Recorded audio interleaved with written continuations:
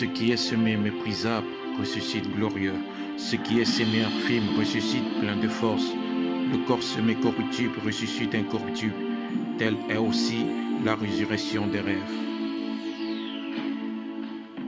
Parti de rien et fils de personne, crainte au-dedans, lutte en dehors du ghetto, la pauvreté me guettait et la mort m'attendait au coin de la rue, mais je les ai tous feintés, pris à contre-pied et lobés comme Messie, lorsque tout semblait contre moi et que tout était contre moi. Je n'ai jamais douté qu'une vie haute était possible derrière cette pellicule sombre, cette grotesque comédie qui me jouait au fil des jours, le fil de mes idées et le film de mes raisonnements. Je n'avais jamais cessé de croire l'impossible, de me projeter revêtant mon vêtement futur.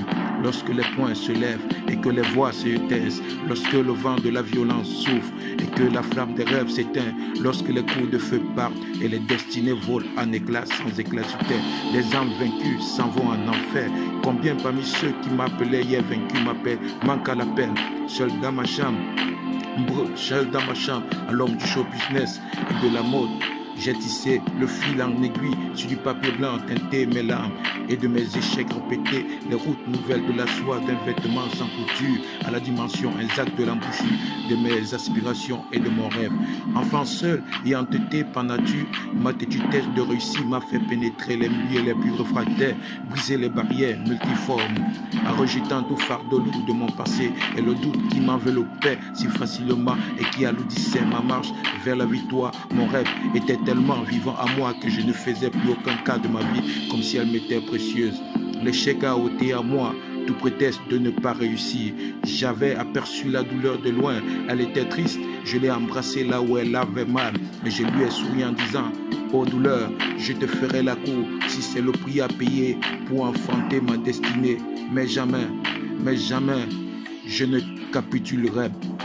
Quand la force des mots brise la voix des poings, quand la lumière remplace les ténèbres, quand l'espoir foulé aux pieds se relève d'entre les morts, ce qui était mortel à moi a été englouti finalement par la vie, parti de rien pour arriver au sommet. Qui aurait cru, qui aurait misé sur moi, fils de personne dans un pays étranger, cheval non partant, qui s'élance en vainqueur pour vaincre sur la piste cyclable et parfois recyclable de la vie. Me voici sur le podium, refusant volontairement d'être médaillé, car j'espère obtenir ma couronne des propres mains de Christ et mon nom nouveau gravé à jamais sur son caillou blanc.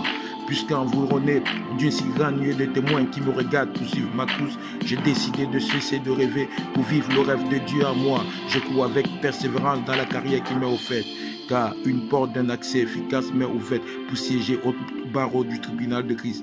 On n'enchaîne pas un homme qui est déjà prisonnier de son rêve. Là où est ton trésor, là aussi est ton cœur. Là où est l'esprit, là est la liberté. Du ghetto au barreau. L'histoire d'un héros ordinaire.